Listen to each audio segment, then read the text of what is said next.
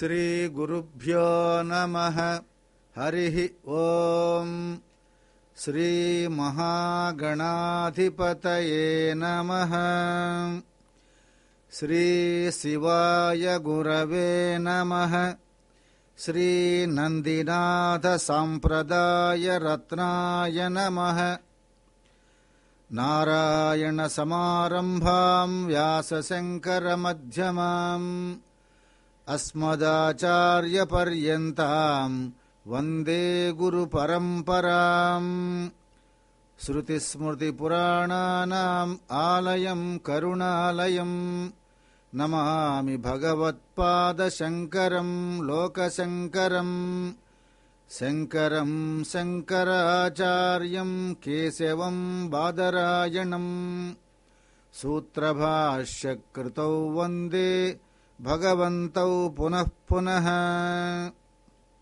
అధ్యాత్మ భాష్యం, బ్రహ్మసూత్ర భాష్యం ఆఫ్ శంకర భగవత్పాద. అధ్యాస భాష్యం.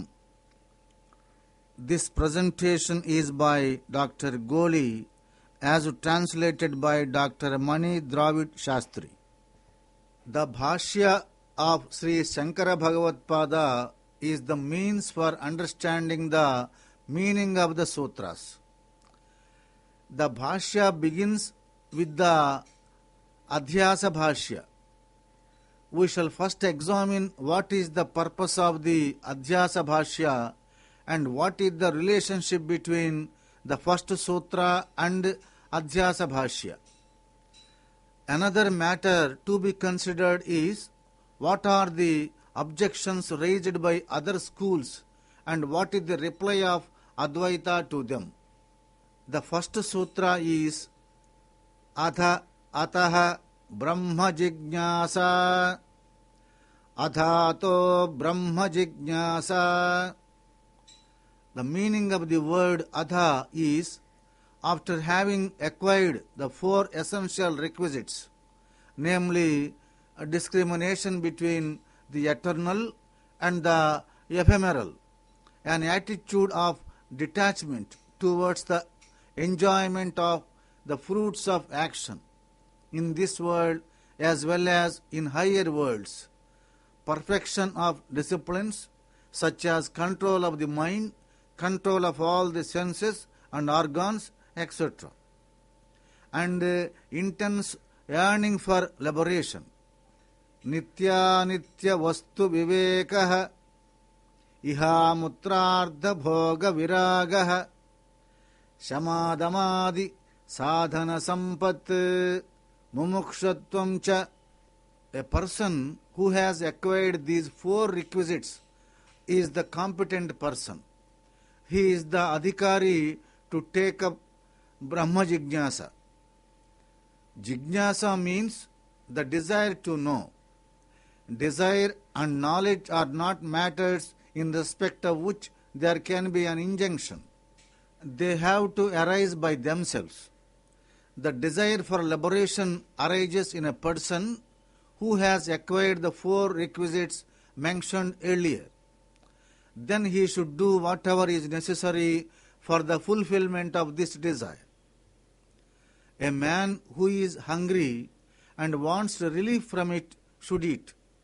Similarly, this sutra says that one who desires liberation should engage in Vedanta Vichara, just as a man who wants to go to heaven must perform a yajna. The knowledge of Brahman is the means for liberation. Liberation is the removal of bondage. By the knowledge of a particular thing, the ignorance about it is removed. When it is said that knowledge of Brahman removes bondage, it is indicated that bondage is due to ignorance of Brahman. Bondage cannot be removed by any means other than knowledge of Brahman. Ignorance and its effects are removed by knowledge.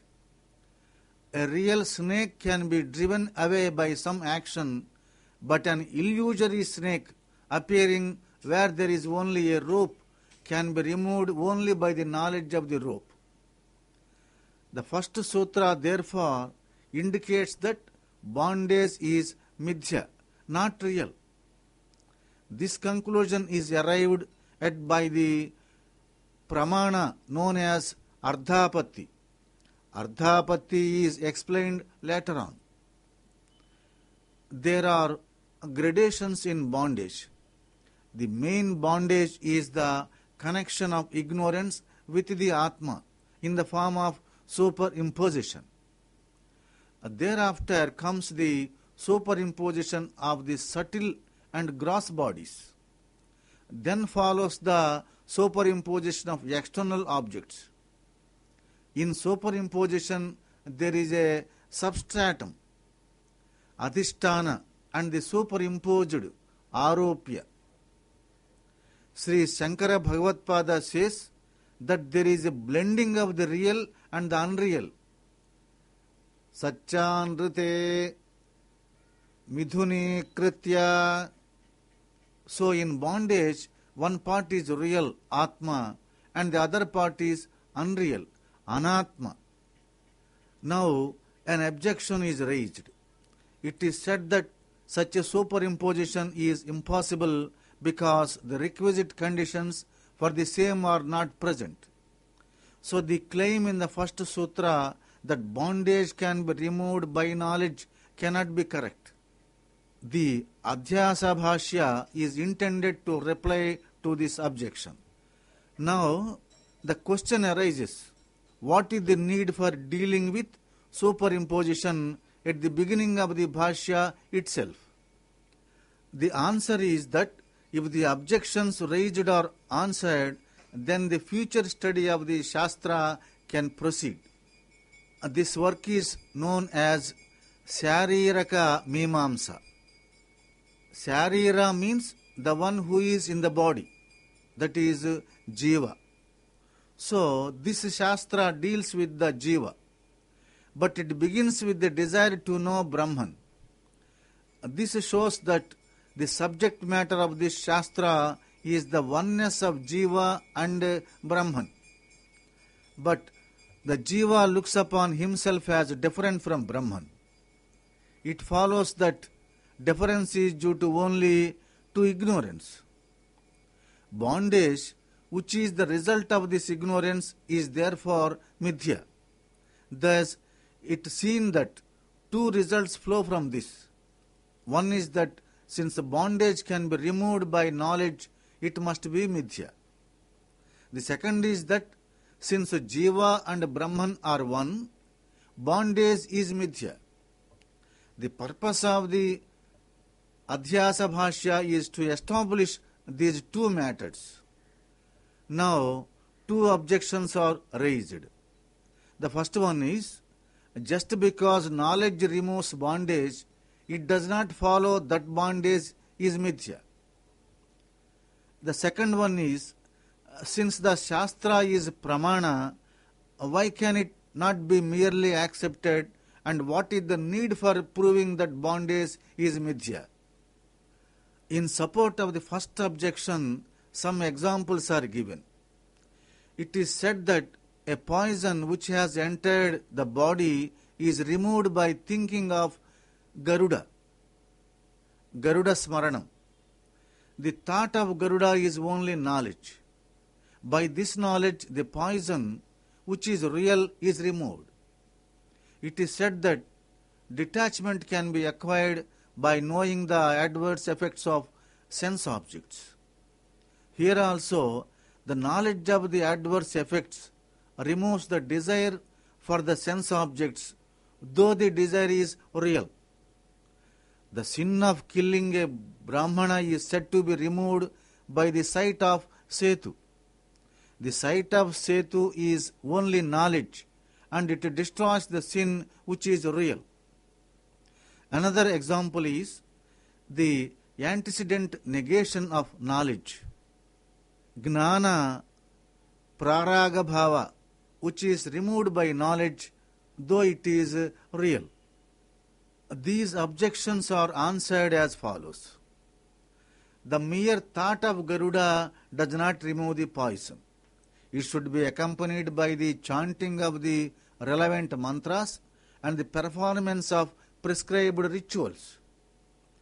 Detachment is not mere removal of desire. It is the attainment of a state of mind which is opposite to desire. The sight of Setu by itself does not remove the sin. The person has to observe celibacy for 12 years, should publicly announce his guilt and repentance wherever he goes, and also perform the prescribed rituals. Antecedent negation is not a positive entity, and so this example is not valid. So, in all these cases, mere jnana does not destroy something that is real. The second objection is that since the Shastra is pramana, there is no need for proving its correctness by means of other reasons. This objection is met as follows. For attaining heaven, yaga is prescribed, but the result, heaven, will come only much after the performance of the yaga or yajnam.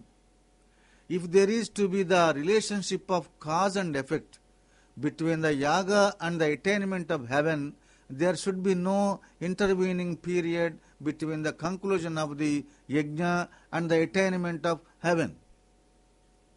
To solve this difficulty, Mimamsakas have postulated a result in the form of apurva, which is produced during the performance of the yaga. This apurva continues till the life of the person who has performed the yaga comes to an end and he attains heaven. This apurva is not mentioned in the Shruti.